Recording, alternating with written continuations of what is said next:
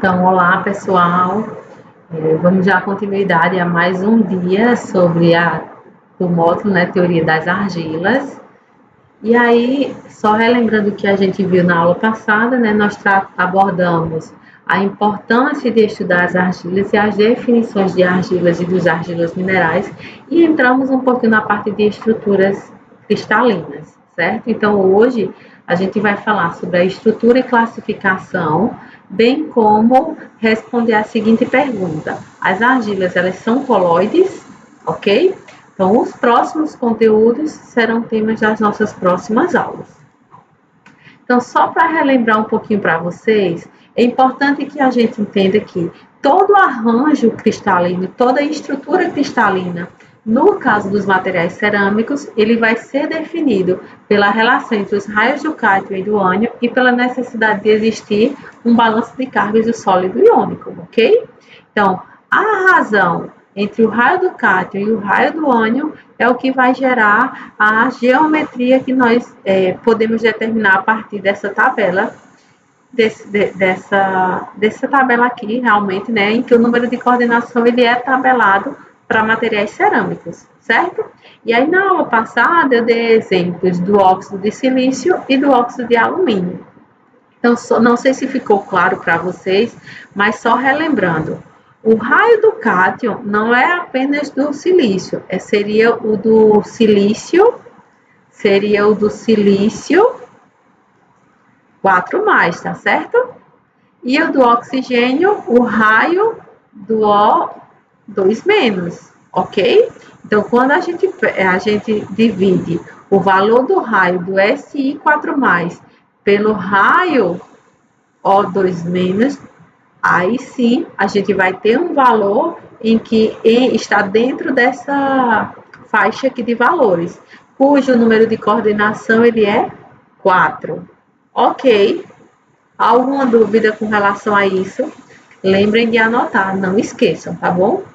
Então, todo material cerâmico que você vai determinar, que será necessário para determinar o arranjo cristalino formado por esses elementos, é importante determinar o número de coordenação pela razão entre o raio do cátio e o raio do ânion. Tranquilo? Então, vamos lá. Então, considerando que os tetraedros, né, no caso do óxido de silício e o do alumínio, apresentam números de coordenações 4 e 6, respectivamente. Então, a gente pode entrar numa classificação dos argilas minerais. Por quê? Cada argila mineral que apresentar um elemento diferente, um cátion diferente, ele vai apresentar um nome diferente, certo? Então, ele é um argila mineral diferente.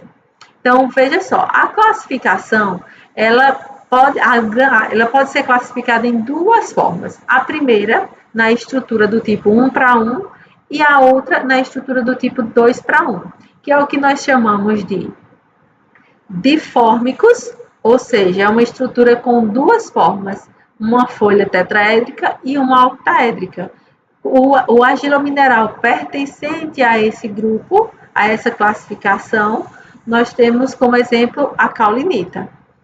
O outro grupo, que é de estrutura 2:1, existem duas camadas tetraédricas e uma octaédrica. Então, nós chamamos de trifórmico, ok? Então, nós temos os difórmicos e os trifórmicos. Tranquilo? Trifórmicos e os difórmicos, certo? Alguma dúvida quanto a isso? Então, lembre-se, a principal classificação das estruturas baseiam-se na quantidade de camadas que são formadas, de folhas que são formadas aquelas camadas. Então, estruturas 1:1, nós dizemos que o grupo da caulinita ele apresenta uma estrutura tetraédrica, como dessa imagem aqui, ligada a uma folha octaédrica, como a dessa daqui, certo? Numa estrutura do tipo 2:1, vai existir uma camada tetraédrica ligado a uma camada octaédrica e uma outra camada tetraédrica. É por isso que ele é 2:1, porque vai existir dois tetraedros para um octaédrico. Tranquilo? Então, dos argilas minerais que fazem parte da estrutura do tipo 1 para 1, nós temos como exemplo o grupo da caulinita. Da estrutura do tipo 2 para 1, nós temos como exemplo o grupo da esmectita, ou seja, o argilo mineral monte-morilolítico, ok? Então, vamos abordar um pouquinho sobre cada uma dessas estruturas. Então, as estruturas cristalinas do grupo da caulinita ou da caulinita, ela vai ser formada pelo empilhamento regular de camadas 1 para 1, em que cada camada consiste de uma folha tetraédrica e uma folha octaédrica, ligadas entre si em uma única camada através do oxigênio comum. Então, a representação da camada tetraédrica e octaédrica, ela está mostrada, exemplificada nessas imagens aqui. Então, veja aqui, como o material ele é formado por várias estruturas cristalinas, por várias camadas, então, o que é que a gente vai ter? Várias camadas formadas por duas folhas, uma tetraédrica e octaédrica, próximas entre si. Tranquilo? Então, essas camadas, elas vão apresentar uma distância, que é o que nós chamamos de distância interplanar basal. Então, quando vocês vão realizar um DRX de uma argila, o que é que vocês vão observar? Os picos característicos para essas distâncias interplanar basal. E aí é por isso que a gente consegue determinar num DRX qual seria o pico da caulinita, o pico da ilita, o pico da esmectita, ok? Então, se a gente fala do argilomineral caulinita, a gente já sabe que ele apresenta duas folhas, uma tetraédrica e uma octaédrica empilhadas entre si. O que mantém essas camadas unidas entre si são aquelas forças fracas, as forças de Van der Waals, ok? Então, essa camada, ela é classificada como a camada 1 para 1. Lembram como a gente chama essa camada? De duas folhas difórmicas. Então, estruturas difórmicas, como a estrutura da caulinita, são aquelas em que apresentam uma camada formada por uma folha tetraédrica e uma octaédrica, tá? Essa imagem aqui, mais à esquerda de vocês, a caulinita, eu já mostrei na aula passada. Veja que isso aqui é uma micrografia, uma micrografia eletrônica de transmissão. E aí a gente consegue observar exatamente o que? Olha só, veja que as partículas, a gente consegue ver umas placas aqui, ó, meio que hexagonais, certo? Aqui, ó, a gente vê bem direitinho essa maior como uma placa hexagonal. Então, uma das principais características da caulinita são exatamente essas placas hexagonais. Então, no grupo da caulinita, cujo argila mineral ela é caulinita, ela vai ser formada por duas camadas, uma tetraédrica e uma octaédrica empilhadas por essas folhas, né, essas camadas elas vão ser empilhadas com uma folha tetraédrica e uma octaédrica, e a estrutura, a forma desse argilomineral caulinítico, ele vai ter um aspecto hexagonal. Então, eu vou ter lamelas hexagonais. Um outro argilomineral deste mesmo grupo da caulinita é o que nós chamamos de aloisita. Veja que a aloisita, ela vai ter um perfil completamente diferente da caulinita. Ela também vai ser apresentar uma camada composta por uma folha tetraédrica e uma octaédrica, mas o arranjo formado por ele é um pouco diferente. Ele vai formar um arranjo tubular. Então, ele vai formar tubos com camadas com folhas tetraédricas e octaédricas, certo? Então, a diferença principal entre a caulinita e a aloisita, ela está basicamente na forma das partículas que são apresentadas. Então, quando você vai realizar um MEV ou uma microscopia eletrônica de transmissão, o que a gente vai verificar, a diferença principal da aloisita para a caulinita é exatamente a forma dessas partículas, tá? Além disso, na aloisita ainda pode existir duas moléculas de água na sua composição ou 4 moléculas de água, que é o que nós chamamos de aloisita 2 e a aloisita 4. Os mais comuns é a caulinita, tá? Com relação à estrutura cristalina da montimorilonita, elas são constituídas por duas folhas de silicato tetraédricos com uma folha central octaédrica. E elas vão ser unidas entre si por oxigênios comuns às folhas, tá? Então, se a gente for pensar numa estrutura eletricamente neutra, isso aqui, ó, a água não existiria. Eu teria só duas folhas tetraédricas com uma camada tetraédrica. E aí essa estrutura, ela seria a estrutura eletricamente neutra. Mas para o argilomineral montimorillonítico do grupo das esmectitas, o que é que tem? Nós temos o que nós chamamos de substituições isomórficas. O que seria isso? É quando um cátion ele é trocado por outro cátion naquela estrutura, tanto na folha tetraédrica quanto na folha octaédrica. Então, o que é que a gente pode observar? Lembra que nas folhas tetraédricas, as folhas tetraédricas elas são formadas por que cátion? Silício. Então, ele vai formar o quê? Eu tenho um átomo de silício ligados a 4 oxigênios, formando uma estrutura tetraédrica. Mas o que pode acontecer é que o silício ele pode ser trocado por alumínio. A valência do silício, o silício ele tem valência 4+. O do alumínio, 3+. Então, perceba que eu vou ter um desequilíbrio de cargas, eu tenho um desbalanceamento aqui. Então, quando essas substituições isomórficas elas ocorrem, naturalmente vai ocorrer um desequilíbrio de cargas.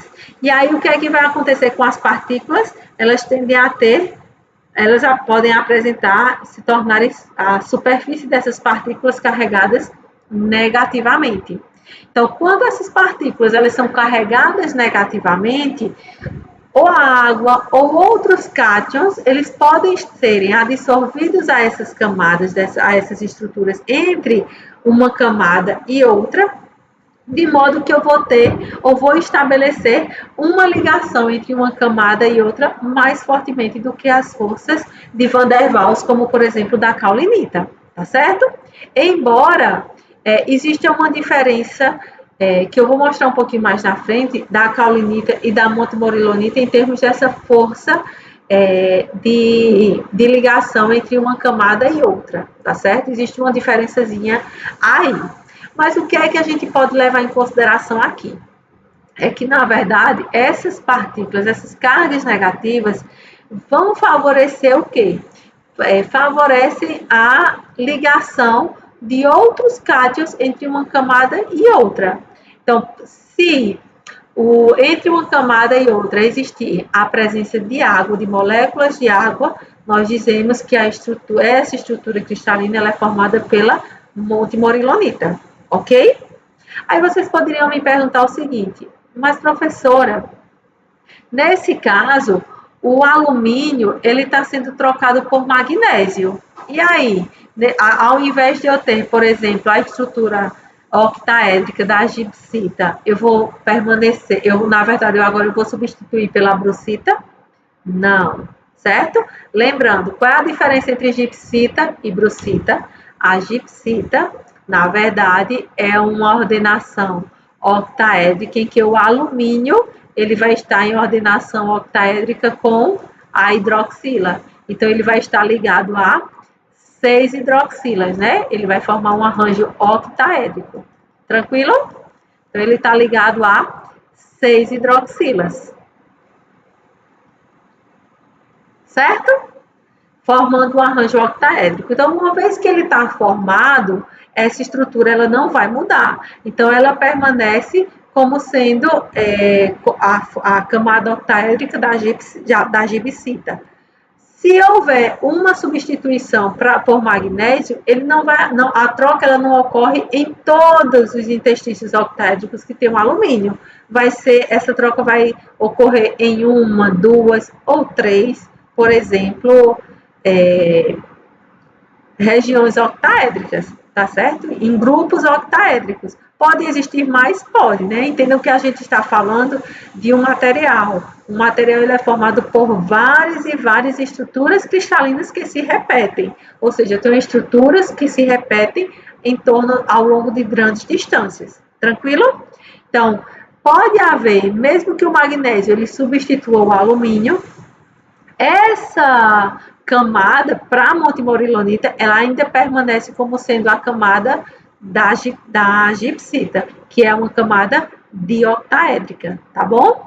Então, além desses aqui, também pode haver substituição de outros cátions como o ferro. Então, se essas substituições isomórficas acontecerem, o que é que acontece com a estrutura, com essas partículas? Elas passam a estar carregadas negativamente. Se elas são carregadas negativamente, elas vão estar totalmente suscetíveis à dissorção de qualquer cátion trocável que esteja ali presente. Então, os cátions eles vão ser facilmente adsorvidos entre uma camada e outra. E a presença desse cátion, ele vai conferir vai conferir um novo nome de argila mineral. Então, por exemplo, se eu tenho aqui potássio entre uma camada e outra, ele vai ser um argila mineral chamado ilita ou mica, certo? Se ele tiver um outro cátion, mesma coisa, tá bom? Então, as substituições isomórficas, ela vai resultar num desbalanceamento de cargas, tornando essas partículas carregadas de forma negativamente. E aí os cátions que estão presentes entre uma camada e outra é o que vai resultar numa estrutura, numa argila ou mineral diferente, tá bom? Então, a estrutura da montimorilonita, para neutralizar essas cargas negativas, o que vai neutralizar uma partícula da outra são exatamente as moléculas de água e os cátions trocáveis, ok? Essa camada ela é do tipo 2:1, ou seja, existem duas camadas tetraédricas entre uma camada tetraédrica, octaédrica, que nós chamamos de trifórmicos, tá bom? E aí vamos falar um pouquinho mais sobre essas substituições isomórficas. O que seriam isso? São as substituições que vão ocorrer com os cátions, tanto das estruturas tetraédricas quanto dos grupos octaédricos, ok? Então, os grupos tetraédricos e os grupos octaédricos de átomos ou íons de oxigênio e de íons hidroxila, ao redor de pequenos cátions, principalmente do silício e do alumínio, eles ocasionalmente vão ser trocados, podem ser trocados por ferro, por magnésio ou por outros cátions, certo? Essa camada octaédrica ela também pode ser trocada por outros elementos também, tá certo? Nos grupos tetraédricos e alumínio, magnésio, ferro e titânio nos grupos octaédricos.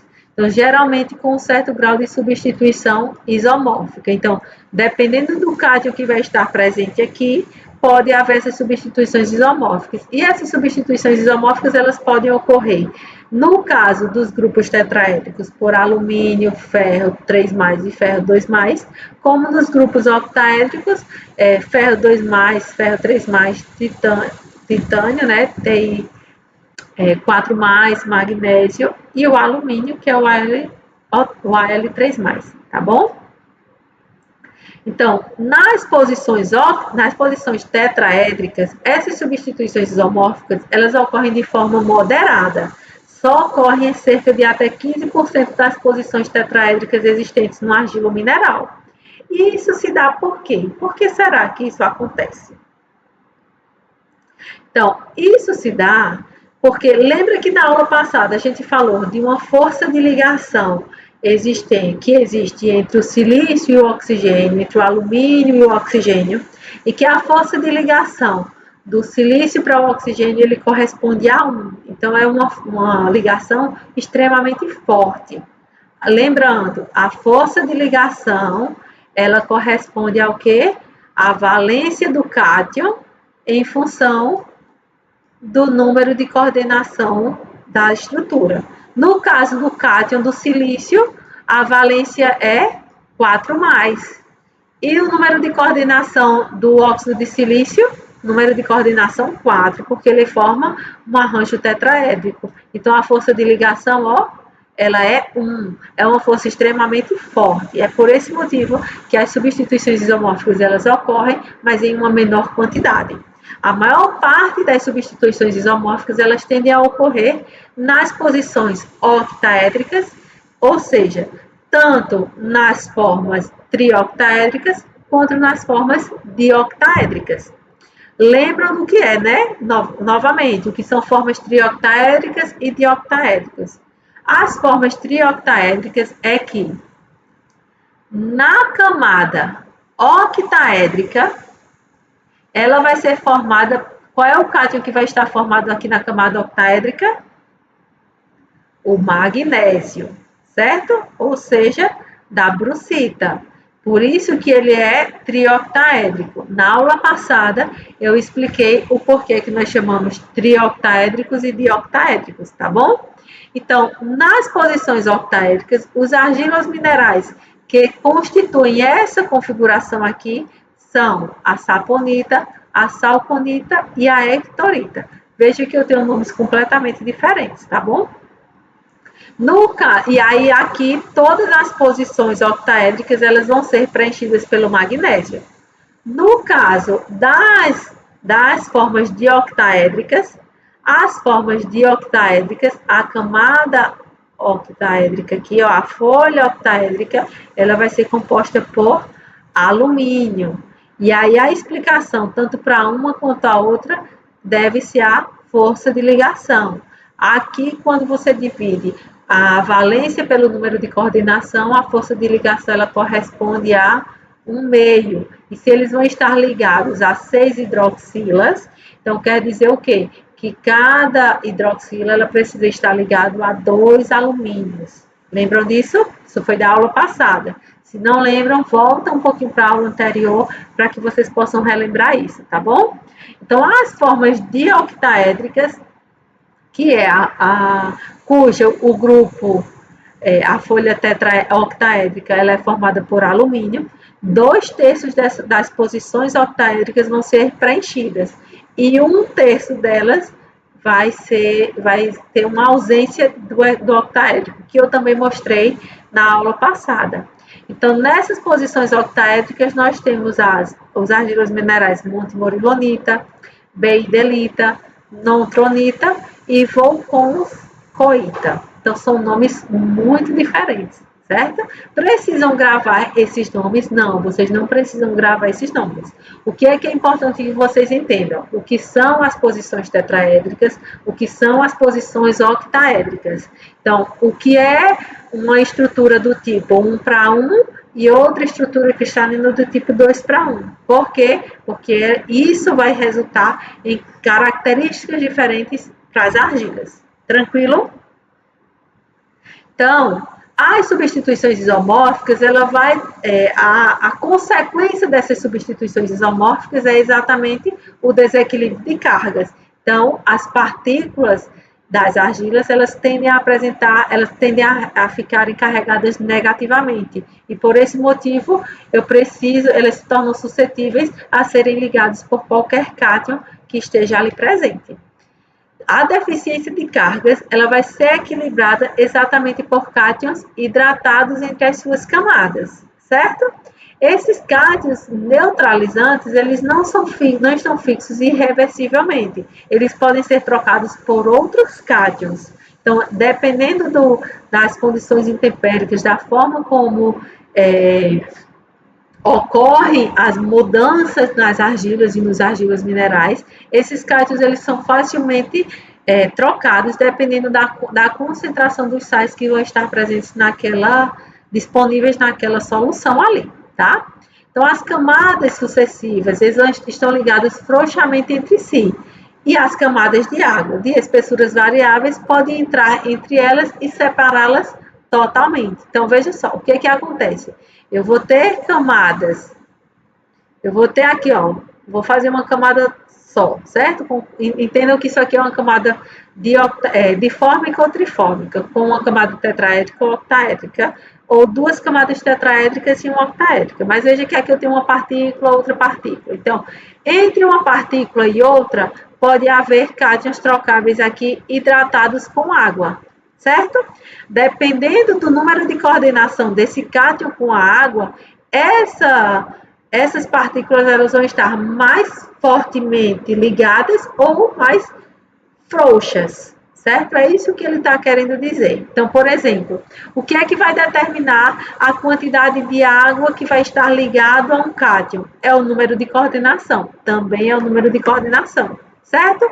Então, no caso do sódio, ele vai apresentar um número de coordenação com o oxigênio, em que eu vou ter uma quantidade de água X.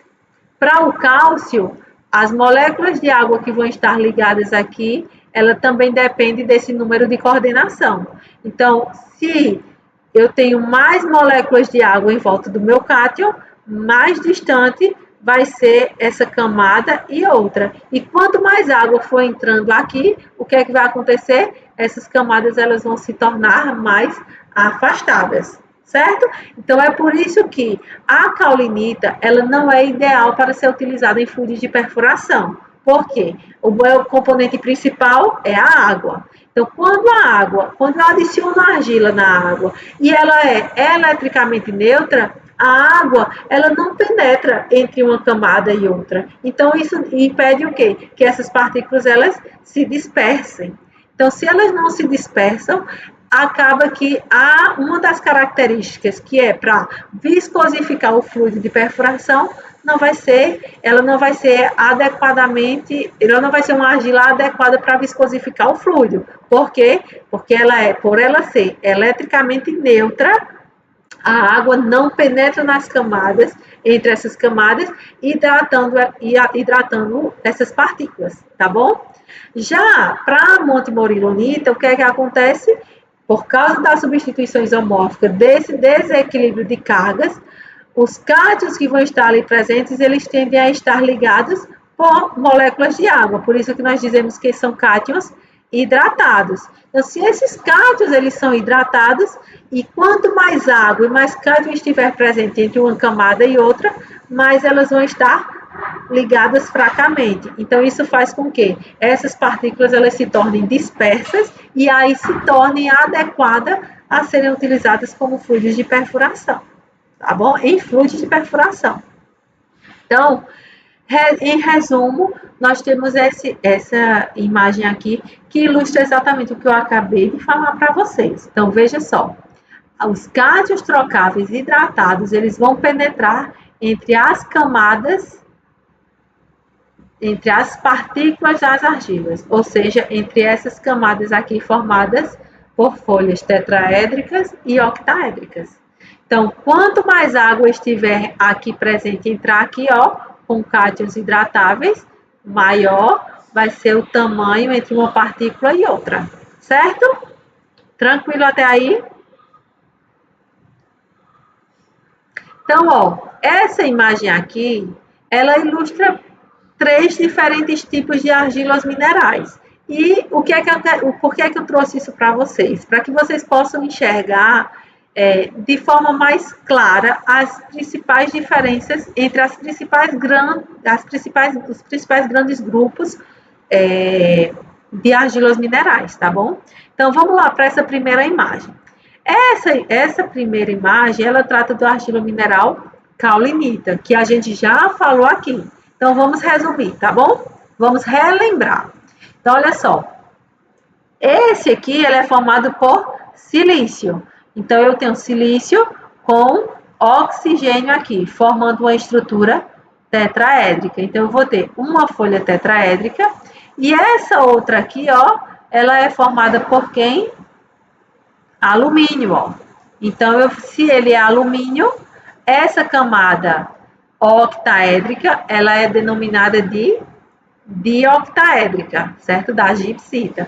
Então, veja que esse argila mineral, ele é do tipo 1 para 1, ou seja, uma folha tetraédrica para uma folha octaédrica, ok? Então, isso é característico de uma caulinita.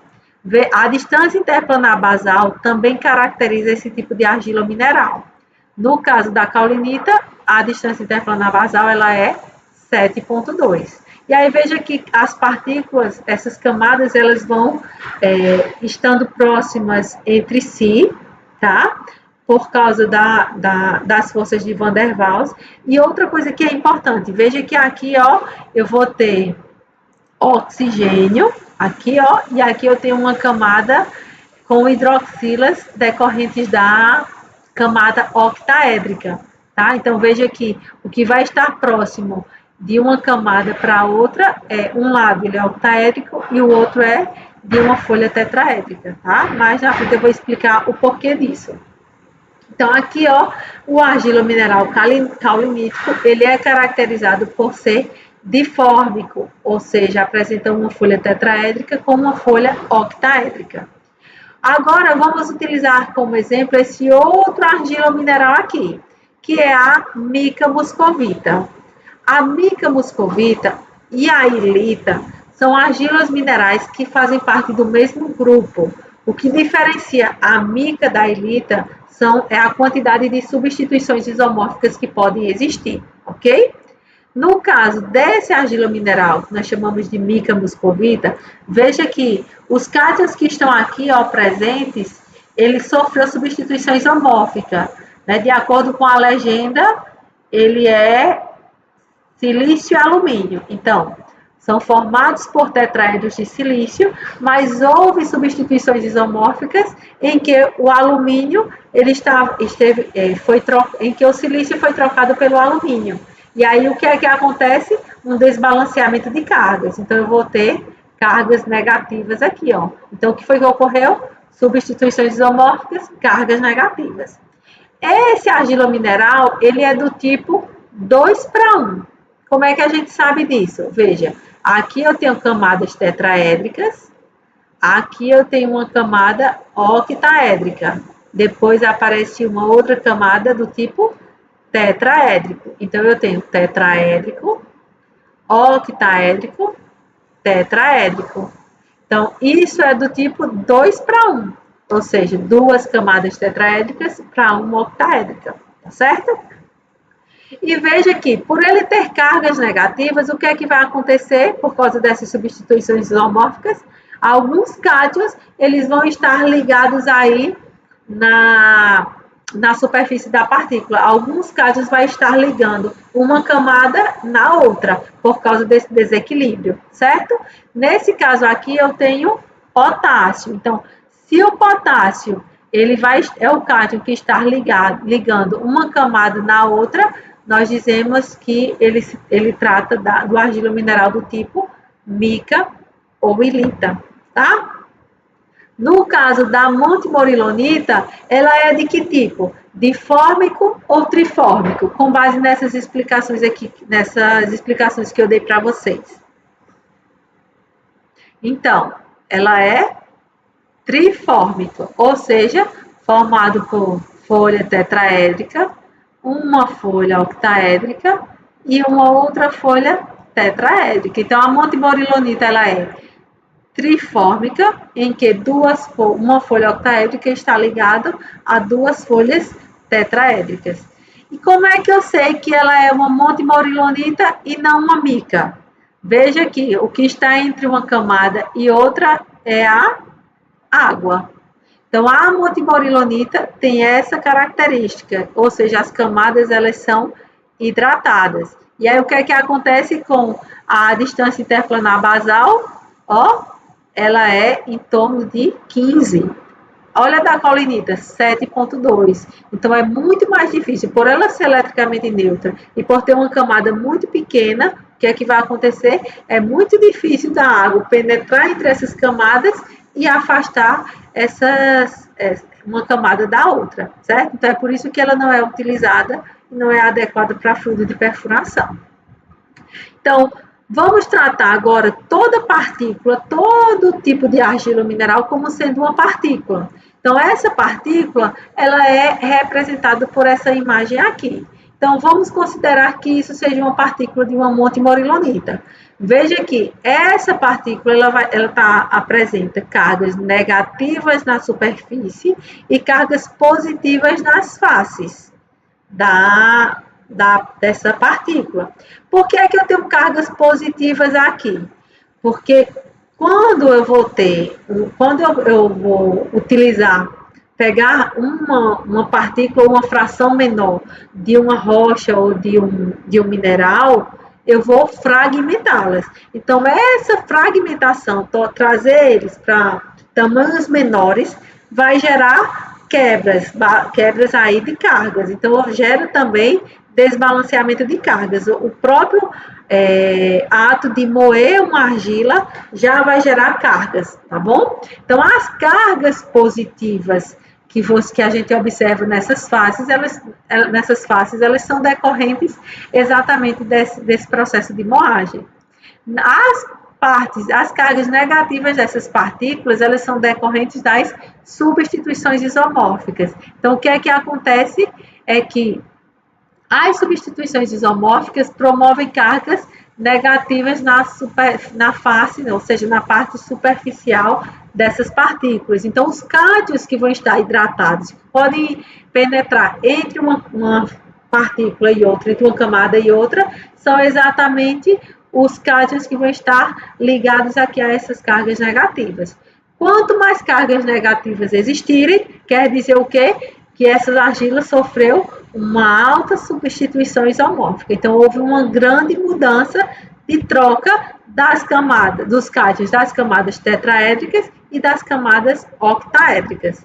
Tranquilo até aí? Lembram o que são substituições isomórficas? São as substituições que ocorrem de um cátion por outro nos grupos ou nas folhas tetraédricas e octaédricas. Qual é a consequência dessa substituição isomórfica? Geram cargas negativas na superfície dessa partícula, nas partículas dos argilos minerais, ok? Como é que essas partículas elas vão ser neutralizadas? Pela presença de cátions. Então, em solução, os cátions eles se tornam hidratados e se ligam a uma camada e outra. Tranquilo até aí? Então, vamos lá. Então, esta partícula de argila com cargas negativas na superfície, ela nada mais é do que isso aqui. Então, isso aqui é uma partícula, isso aqui é uma outra partícula. Ok? Então, esta partícula que nós estamos vendo aqui, lembre-se sempre, a montimorilonita, ela é classificada, ela é uma argila mineral do tipo 2:1. Então, isso aqui representa duas camadas tetraédricas com uma octaédrica. Ok? Então, ó, só uma forma diferente de representar as camadas tetraédricas e octaédricas, nós temos essa imagem aqui mais bonitinha para vocês. Acho que fica até mais fácil de compreender, né, de entender como seria uma estrutura cristalina da montimorilonita. Esta aqui é a mesma que essa, tá bom? Mas aqui a gente consegue ter uma percepção um pouco melhor. Então, veja, aqui nós temos tetraedros de silício, por causa do número de coordenação. Então, o silício, ele pode ser trocável por alumínio. Então, se houver substituição aqui do silício por alumínio, aqui do alumínio por magnésio ou por ferro, o que é que vai acontecer? A superfície das partículas, elas tendem a apresentar cargas negativas. O que caracteriza uma argila mineral do tipo montimorilonita é que entre uma camada e outra nós temos o quê? Potássio? Não, nós temos água, moléculas de água, tá? Então, essas moléculas aqui, ó, é exatamente a água. E os cátions que vão neutralizar as partículas negativas, elas estão representadas por essa imagenzinha vermelha, rosazinha aqui, né? Então, pode ser qualquer cátion que esteja em coordenação com a água entre essas camadas, tá bom? Então, lembrando que para a montimorilonita, os cátions eles estão hidratados, certo? E aí a distância interplanar basal, ó, ele varia entre 14 a 15 angstrom. Tranquilo até aí? Então, com base nisso, com tudo que já foi explicado aqui, então qual é a principal diferença dos dois argilas minerais principais do grupo 1 para 1 e do grupo 2 para 1? Então, a caulinita 1 para 1, a montimorilonita 2 para 1, certo? Então, na caulinita, uma folha tetraédrica, ela se liga a uma camada, a uma folha octaédrica, de maneira usual, ok? Então, as hidroxilas que estão nos interstícios octaédricos, eles vão estar ligados às faces da camada tetraédrica, certo? Então, o que é que vai acontecer? Ó, essas hidroxilas aqui, elas vão estar justapostas aos oxigênios das camadas tetraédricas da face seguinte. Então, isso aqui estabelece uma ligação de hidrogênio muito forte, tá? Eles se tocam? Não, eles não se tocam, porque aqui eu tenho uma partícula eletricamente neutra, mas eles estão próximos e com uma ligação muito forte, tá certo? Então, consequentemente, o que é que vai acontecer é que vai existir uma ligação de hidrogênio forte entre uma camada e outra. E aí isso evita o quê? A expansão da rede. Então, como eu não consigo adicionar entre essas camadas cátion nem água, o que é que acontece? Eu tenho uma certa resistência a uma expansão basal, certo? Então, existem poucas ou praticamente nenhuma substituição isomórfica na caulinita. Então, elas são consideradas argilas minerais eletricamente neutros, tá? E aí, como eu não tenho substituições isomórficas, ou tenho pouquíssima substituição, os cátions que são adsorvidos aí é muito pouco. Então, nesse caso, eles não vão ter qualquer influência sobre a distância interplanar basal desse tipo de argila mineral. No caso da montimorilonita, a folha tetraédrica, essa folha tetraédrica, ela é adjacente à folha tetraédrica da camada seguinte. Então, o que é que eu vou ter? Oxigênios aqui próximos a uma outra camada com oxigênios também oposto a essa folha, certo? Então, são ligações, de certo modo, mais fracas. Então, se eu tenho, além de terem oxigênio e oxigênio, e terem substituições isomórficas que ocasionam um desbalanceamento de cargas, ou seja, eu tenho cargas na superfície dessas partículas, é muito mais fácil que os cátions trocáveis, eles hidratados na água, eles estejam presentes ou eles penetrem entre essas partículas. Então, o que é que vai acontecer? São ligações mais fracas, tem uma clivagem muito fácil, a água ela penetra ali e eu consigo ter um espaçamento interplanar basal muito mais elevado. Então, num fluido de perfuração, o que é que acontece? Eu tenho água em abundância. Quando ela entra em contato com a argila penetra facilmente entre uma camada e outra, promovendo um distanciamento. Esse distanciamento ele é suficiente para manter as partículas afastadas, mas elas ainda permanecem unidas entre si. Então, nesse caso, dependendo da quantidade de água que está presente, maior vai ser essa minha distância interplanar basal. Então, quando a gente vai decidir qual tipo de argila é conveniente para serem utilizadas nos fluidos de perfuração, obviamente que nós vamos tratar sempre da montimorilonita, por causa dessas ligações mais fracas entre uma camada e outra, certo? Então, em parte, devido a essa fraca ligação, ela é devido ao alto potencial repulsivo na superfície das camadas resultante das substituições isomórficas. E aí a água ela pode entrar facilmente entre essas camadas, promovendo um aumento no espaçamento basal entre uma camada e outra. Então, desta forma, as esmectitas têm uma rede expansiva, o que aumenta de modo significativo a sua atividade coloidal, pois elas têm um efeito de aumentar a superfície específica significativamente, tá bom? Então, essas imagens aqui nem tá tão boa não está tão fácil a compreensão como essa imagem que eu mostrei aqui, mas veja que existem, como eu falei para vocês, outros tipos de argilas minerais que dão nomes diferentes por causa dos tipos de cátions que vão estar presentes aqui. Então, veja, a caulinita e a aloisita faz parte do mesmo grupo, do tipo 1 para 1. Veja que aqui eu vou ter na aloisita água, certo? Então, essa é a representação geral. Mas lembram que eu mostrei uma micrografia, uma microestrutura, uma microscopia eletrônica, em que eu mostro as partículas de caulinita e do outro lado as partículas de aloisita.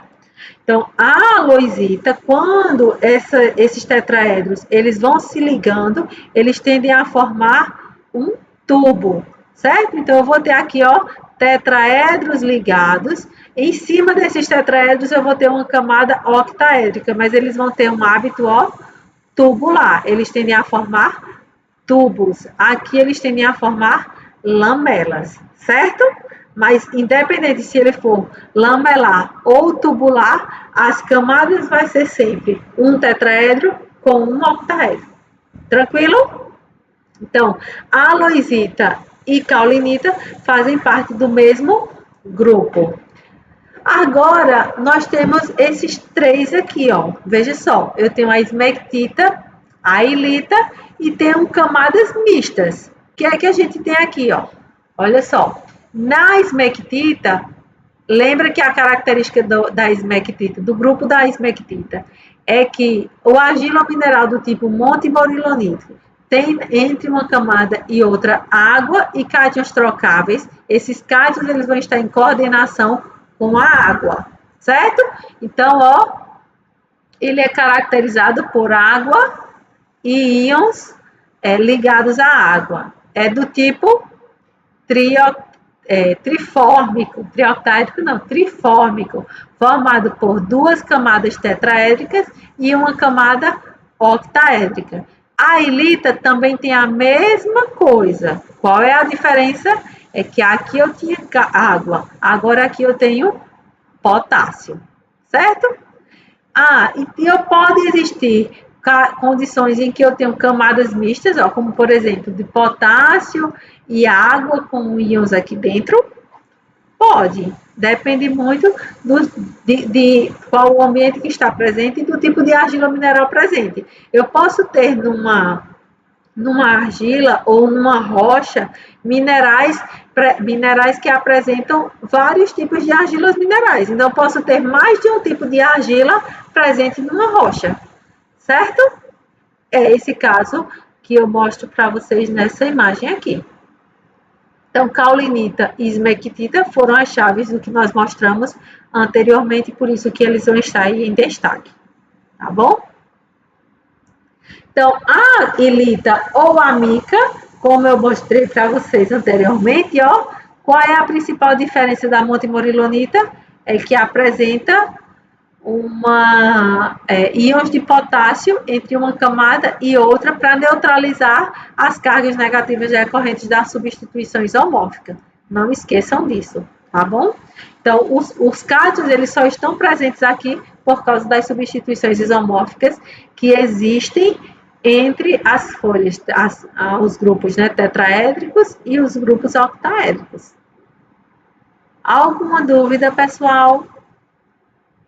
Ok, estou entendendo que a gente já repetiu tanto sobre isso que eu estou entendendo que vocês já estão entendendo bastante essa parte. Isso é a chave principal, porque boa parte das propriedades que as argilas elas apresentam mediante a presença de água, elas vão ser explicadas por causa da capacidade de hidratação, ou seja, pela quantidade de água que vai estar presente entre uma camada e outra. Isso quer dizer que apenas a argila monte morilonita, o argila mineral monte morilonítico, ele é a única argila ideal para uma aplicação. Ela é ideal para aplicação em fluidos de perfuração, mas elas já não vão ser ideais, por exemplo, para utilização na fabricação de tijolos cerâmicos. Nesse caso, a caulinita ela seria a mais ideal, tá? tá? Então, para cada tipo de argila mineral, as argilas que compreendem esse tipo de argila mineral têm ou apresentam propriedades específicas, o que vai direcionar a melhor aplicação para cada tipo de argila, tá bom? Então, ó, lembrando, outra coisa que eu comentei para vocês, quando o potássio ele vai estar presente entre uma camada e outra, do argilo mineral, ele pode ser ou ilita ou mica. O que vai mudar é que geralmente é a quantidade de substituições isomórficas. No caso das micas, os argilos minerais com mica, do tipo mica, apresentam maior número de substituições isomórficas do que o da ilita. Tá bom? Isso aqui ó, foi o que eu acabei de falar, certo? A ilita, ela conta com substituições isomórficas de silício por alumínio na folha tetraédrica. Tem um desbalanceamento de cargas, acaba promovendo uma camada com partículas ou uma camada carregada negativamente. Então, o potássio ele entra aqui justamente para neutralizar essas camadas uma à outra, tá bom? E aí vem uma outra pergunta, certo? Então, agora, a gente finaliza a parte de estruturas cristalinas dos argilos minerais, porque eu já mostrei para vocês os dois principais tipos de estruturas cristalinas que os argilos minerais eles podem apresentar, certo? Mas lembra que lá no começo, na aula passada, nós definimos o que são argilas e o que são argilas minerais. E foi dito o seguinte, que argilas, elas são materiais terrosos que apresentam granulometria muito fina, ou seja, são partículas que têm tamanhos de partículas muito finas, certo? E aí, será que por eles apresentarem partículas tão pequenas, eles são considerados colóides? Será que as argilas, elas são colóides? Então, para isso, a gente precisa relembrar alguns conceitos do que é um colóide. Acredito que vocês já viram em um outro módulo sobre esses colóides, certo? Então, só para relembrar para vocês o que são colóides, né? Então, a gente sabe que o colóide, eles não são um tipo específico de matéria. E as partículas, elas apresentam dimensões, pelo menos uma das suas dimensões, elas apresentam um intervalo entre 0,1 a 0,001 microns. Aí eu pergunto para vocês, será que as argilas, elas entram nessa faixa? Outra coisa é que os colóides, eles são considerados partículas coloidais compostas por 10 a terceira ou 10 a nona átomos. E esses átomos, eles podem formar partículas esféricas ou anisométricas, fibras ou placas, como na maioria dos argilas minerais. Então, vamos lá. Considerando essas duas condições, se a gente for pensar que a argila ela é formada por partículas muito pequenas, ela pode ser considerada um colóide? Pode. Elas são formadas por partículas esféricas ou anisométricas, como fibras ou placas? Pode. Lembra que eu mostrei para vocês que elas são formadas por placas ou fibras? Certo? Na forma de tubos, como a aloisita, e na placas hexagonais, como a caulinita. Então, eu já considero aí que essas duas condições, elas atendem e classificam as argilas como um colóide. Outra característica que classifica um colóide é que são materiais que podem ser dispersos em fluidos, formando dispersões ou soluções coloidais, como ocorre nas argilas. Então, ó, as argilas, quando a água ela começa a penetrar entre as camadas do argilo mineral, no caso da montimorilonita, o que é que vai acontecer? Essas partículas elas vão se tornar hidratadas e as camadas elas tendem a ir se afastando, vão inchando até estarem completamente distantes uma da outra do reticulado. Então, nesse caso, elas se tornam partículas dispersas no meio aquoso, ou seja, eles tendem a formar dispersões coloidais, certo? A diferença entre dispersão e coloidal, eu acredito que vocês sabem. Uma dispersão é quando eu tenho partículas dispersas, ou seja, essas partículas elas não são solúveis. Uma solução coloidal, a partícula, o sólido, ele é solúvel no meio dispersante. Então, nesse caso, as argilas elas não são solúveis na água, mas elas podem se tornar hidratadas e estarem dispersos na água. Então, nós dizemos que a presença de água de argila na água tende a formar dispersões do tipo coloidal, por causa do seu tamanho muito pequeno, ok? Então, se a gente entende como colóides são as partículas pequenas, podem ser formadas por partículas anisométricas e podem formar dispersões na presença de água, eu entendo que a argila ela pode ser um colóide. Mas o que é um sistema coloidal? O sistema coloidal, eles são sistemas dispersos, em que a fase dispersa ela é geralmente um sólido ou um líquido. E a fase dispersante, geralmente é um líquido, sendo a água o caso mais frequente. Então, o fluido de perfuração, ele é um sistema coloidal, ok? Além disso, consistem de sólidos dispersos em líquidos, como as dispersões de argila, ou gotas de líquidos dispersos em líquido, como as emulsões, ou sólidos dispersos em gases, como, por exemplo, a fumaça.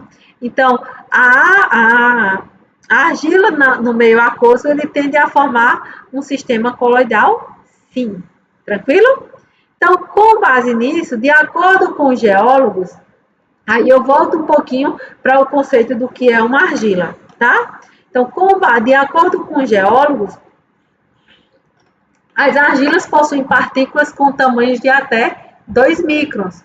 Contudo, virtualmente todas as partículas de argila se enquadram dentro da faixa dos colóides. Como ocorre na natureza, as argilas elas consistem de misturas heterogêneas de minerais finamente divididos, como quartzo, calcita, ou seja, eles compreendem mais de um elemento, certo? E os componentes que possuem maior atividade coloidal são as argilas minerais.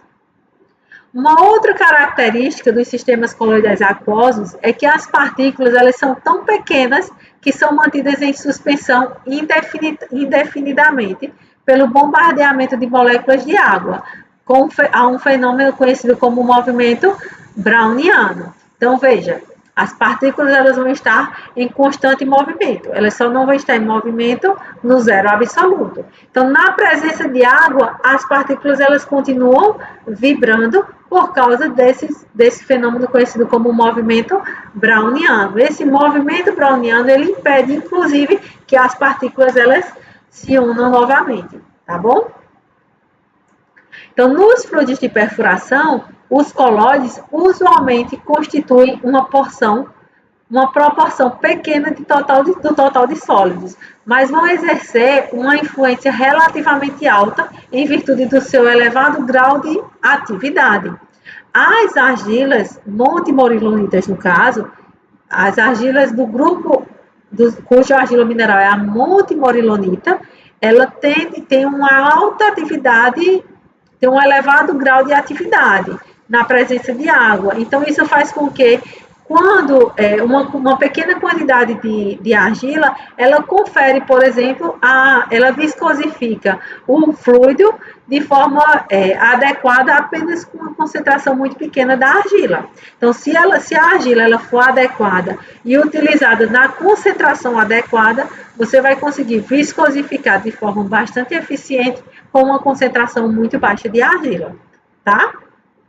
Então, os colóides, eles podem ser divididos, então, em duas classes, os argilas minerais e os colóides orgânicos, que são amidos e CMC, que geralmente estão também presentes ou fazem parte dos fluidos de perfuração. São alguns dos componentes dos fluidos de perfuração. Então, os argilas minerais, nesse caso, eles podem sim ser considerados como colóides, ok? E aí, se a gente for tratar um pouquinho sobre as argilas para os fluidos de perfuração, a gente já vem comentando aqui ao longo desse curso, desse módulo. Então, A caulinita, ela não é adequada para utilizar, mas as argilas cujo argila montemorilonítico esteja presente, o argila mineral montemorilonítico, esses sim são adequados para uso em fluidos de perfuração. Então, a argila, comercialmente falando, né, o nome comercial da argila adequado para serem utilizadas em fluidos de perfuração é o que nós chamamos de argila bentonítica. Então, bentonita é o nome genérico da argila composta predominantemente pelo argila mineral montemorilonítico. Esse argila mineral montemorilonítico, ele faz parte de um grupo chamado grupo das esmectitas. Então, independente da sua origem ou ocorrência, e cujas as propriedades físicas elas são estabelecidas por este argila mineral. Então, é assim, ó. Vamos lá, vamos só relembrar um pouquinho para ficar um pouquinho mais claro para vocês. A argila como um todo, ela é denominada de argila bentonítica ou bentonita. O argila mineral que forma essa argila, ela precisa ser do tipo montemorilonítica ou montemorilonita. Esse argila mineral, ele é pertencente do grupo das esmectitas. E esse grupo das esmectitas diz o quê? Que é uma argila mineral do tipo 2:1, em que eu tenho entre uma camada e outra água e cátions trocáveis coordenados com a água, tá bom? E aqui ó, só para a gente ver algumas jazidas, né, alguns campos onde a gente consegue obter as argilas. Então, veja que essa daqui é a argila bofe bruta, ela tem uma cor um pouco mais amarelada, e aqui ó, nós temos uma argila denominada de argila verde lodo bruta. Então, quando essa argila ela é extraída, ela precisa ser beneficiada, ou seja, moída para partículas de tamanhos bem pequenos, em frações coloidais, para que ela se torne útil e adequada para uso em fluido de perfuração, certo? Então, não esqueça. A argila, ela não vai ser utilizada na forma bruta como ela é extraída. Ela vai ser extraída, beneficiada, ou seja, ela é passada por processos de moagem para obter partículas com tamanhos pequenos no tamanho de colóide, ou seja, obter frações do tamanho argila, e assim sim elas são utilizadas para fluidos de perfuração. E aí, dependendo da jazida em que essas argilas elas vão estar presentes, eu posso ter vários nomes comerciais. Bofe, verde lodo são exemplos de tipos de argilas, ok? Mas eu tenho outros tipos. A argila Bragel é um nome comercial. A argila Bragel PA é uma argila com nome comercial denominada de Bragel, de uma empresa específica que fornece a argila bentonítica, tá? Então, resumindo, o que é uma bentonita? Bentonita é o nome da argila, certo? Essa argila, o argila mineral presente, faz parte do grupo da esmectita. E dentro do grupo da esmectita, o argila mineral, que compreende a bentonita, nós chamamos de montemorilonita. Então, a montemorilonita é como se fosse a célula unitária que vai formar uma rede tridimensional, formando uma estrutura cristalina ou um material cristalino. Ok? Então, do grupo da esmectita, nós temos o quê? Quais são as argilas minerais do grupo da esmectita? Temos vários.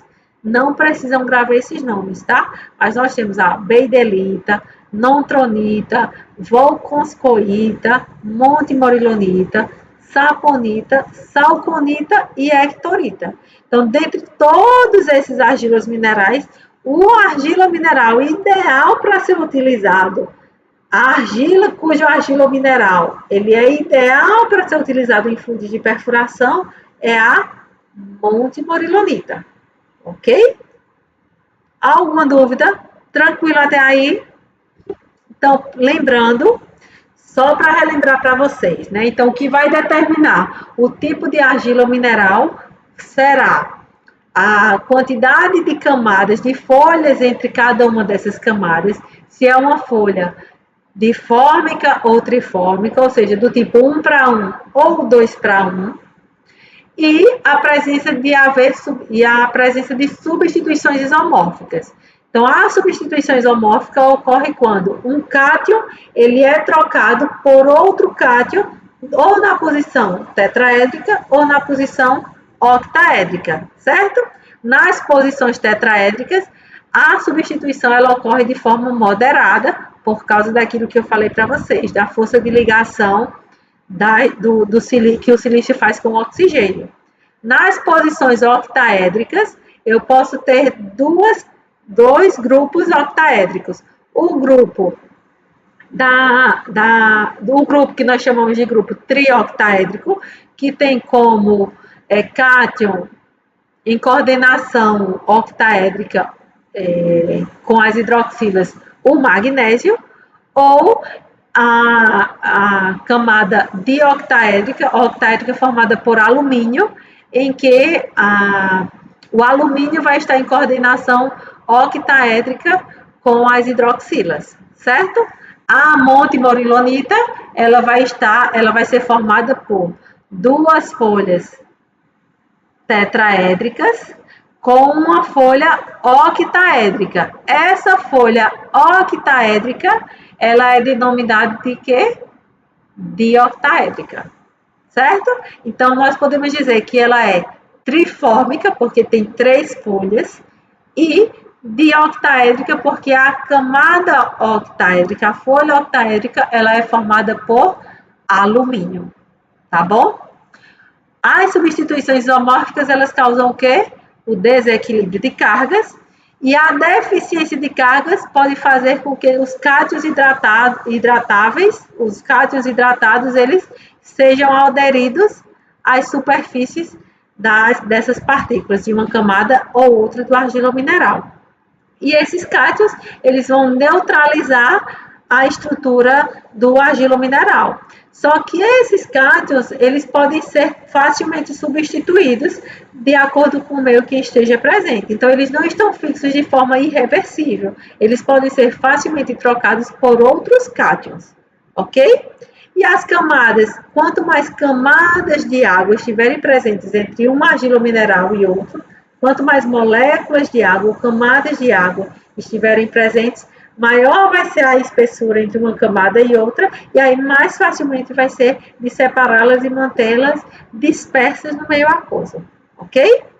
Então, vou deixar para vocês 4 perguntinhas, e na próxima aula nós vamos responder, mas eu queria que vocês analisassem um pouquinho essas perguntas, tentem ver, com base na aula passada e nesta aula, se vocês conseguem respondê-las, para que a gente possa, para que vocês possam, de fato, fixar o conteúdo que foi abordado até agora, tá bom? Então, a primeira pergunta é: as argilas bentoníticas, elas são amplamente utilizadas em fluidos de perfuração de base aquosa. E aí, por que esse material ele é utilizado até hoje pela indústria de petróleo, mesmo com todo o desenvolvimento de produtos químicos? Segunda pergunta: os termos bentonita, esmectida e montimorilonita são empregados por muitos pesquisadores como sinônimos. Explique as diferenças entre esses termos e quando cada um deve ser empregado. Qual a importância da substituição isomórfica para as argilas bentoníticas e, consequentemente, para os fluidos de perfuração aquosos? E, por fim, a última pergunta: por que as argilas do tipo caulinita não são empregadas nas formulações dos fluidos de perfuração? Então, ao longo dessas 2 aulas que nós tivemos, já foi comentado sobre cada um dessas perguntinhas. Então, o objetivo desse exercício é simplesmente fixar aquilo que vocês já viram e já estudaram aqui nessas 2 últimas aulas, ok? Então, até a próxima aula. Tchau, tchau.